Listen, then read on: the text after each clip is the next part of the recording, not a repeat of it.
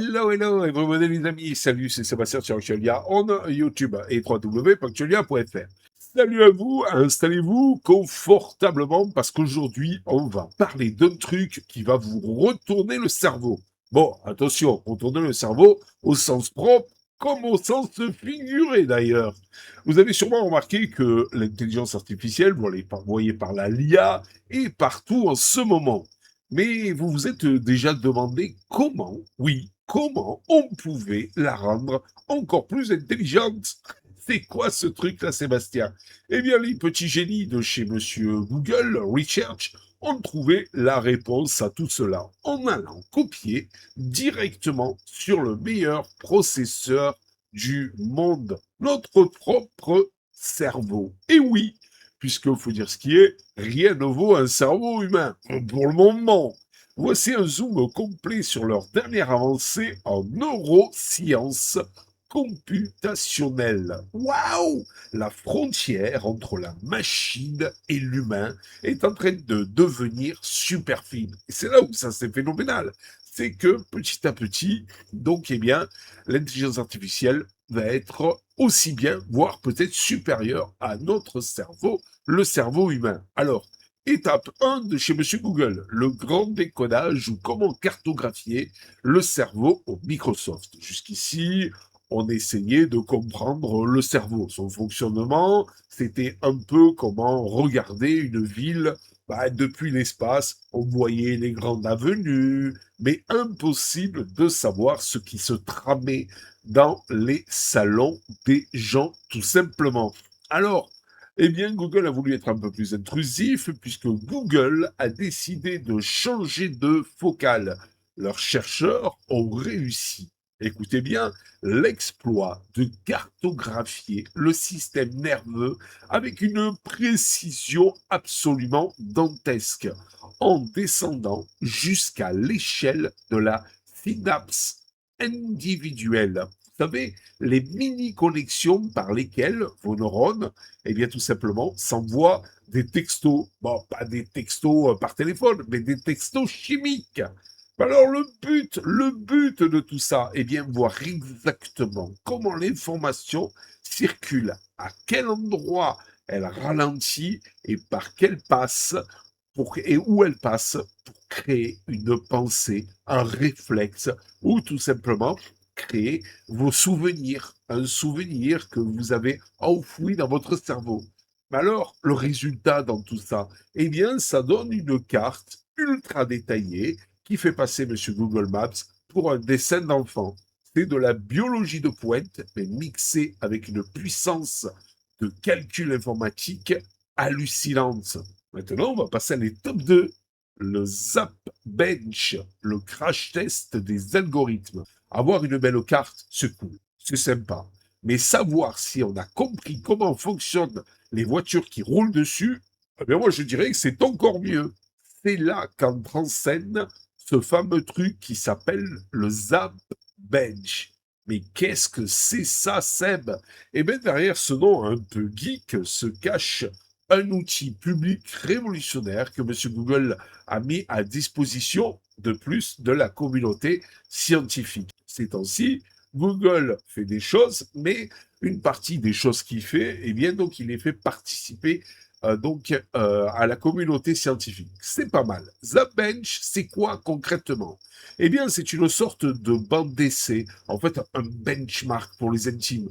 Vous qui faites de l'informatique, vous savez ce que c'est. Son job, c'est de mesurer à quel point les algorithmes actuels sont capables de prédire l'activité neuronale chez les vertébrés. En gros, on donne une situation à l'IA, voyez par là l'intelligence artificielle, et on lui dit, bon, dis-moi, comment le cerveau du poisson ou de la souris va réagir à ton avis? Et si l'IA voit juste, c'est qu'elle commence à piger la vraie biologie.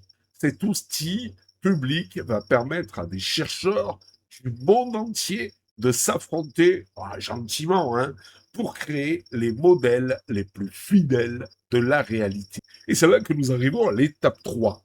Open source pour tout le monde. Oui, tout le monde, même pour vous. Ce qu'il y a de chouette avec cette fabuleuse et grande initiative fait que Monsieur Google n'a pas gardé ses jouets dans son coin pour lui tout seul. Ils ont partagé une tonne de ressources interactives en ligne. Et c'est ça la magie de l'open source, c'est le partage. Donc, si vous êtes un grand passionné ou tout simplement un étudiant, ou juste un petit curieux qui a envie de bidouiller, eh ben, vous pouvez aller explorer ces données complexes tout simplement et directement sur votre écran. Oui, vous pouvez naviguer dans des réseaux de neurones virtuels et voir la complexité du vivant sans avoir besoin d'un doctorat en biologie ou tout simplement d'un un microscope hors de prix à 1 million d'euros. C'est interactif, c'est visuel et c'est franchement fascinant.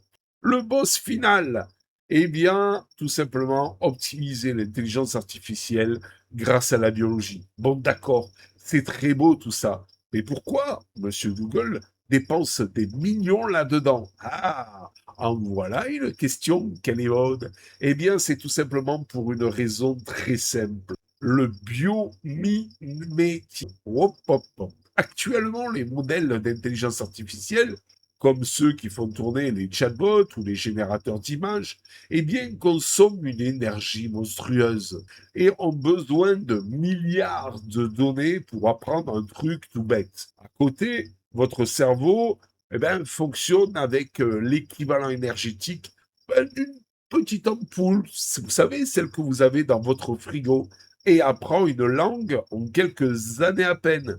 Cherchez l'erreur. Ben oui, regardez, on a tous appris l'anglais, par exemple, en sixième et en cinquième. Et il nous a fallu 2 ans pour apprendre l'anglais à peu près correctement. L'objectif donc final de chez Monsieur Google Research, c'est de s'inspirer de la structure biologique de notre cerveau pour concevoir les futurs modèles de l'intelligence artificielle. Tout simplement, en copiant l'efficacité de la nature, on va pouvoir créer des IA, vous voyez par là, intelligence artificielle, plus sobre en énergie, et ça, ce serait pas mal, plus rapide à capter les concepts, ça, c'est pas mal aussi, et surtout capable de raisonner de manière beaucoup, beaucoup plus humaine. Et c'est ce qu'on reproche un peu à l'intelligence artificielle, c'est pas si humain que ça. En conclusion, l'humain versus la machine, match nul alors? Quand on pose tout ça sur la table, on se rend compte d'une chose assez vertigineuse. Plus la science avance, plus la distinction entre l'intelligence naturelle et l'intelligence artificielle devient ténue. En donc essayant de comprendre le cerveau humain avec des ordinateurs, on est en train de construire justement des ordinateurs qui fonctionnent comme des cerveaux humains. La boucle, eh ben, est tout simplement bouclée. Bon, reste à savoir si demain votre ordinateur aura lui aussi besoin d'un café pour démarrer le matin. Ah, ça c'est la question. Mais il y a une autre question qui me vient à l'idée. Qu'en pensez-vous, vous, de tout ça? Ça vous fascine ou ça vous donne un petit peu le vertige ou la chair de poule? Allez, n'hésitez pas à vous lâcher dans les commentaires. Sans oublier de vous abonner avec un pouce en l'air. On compte sur vous les amis, on vous fait des bisous et on vous dit à bientôt. Ciao, ciao, bye bye.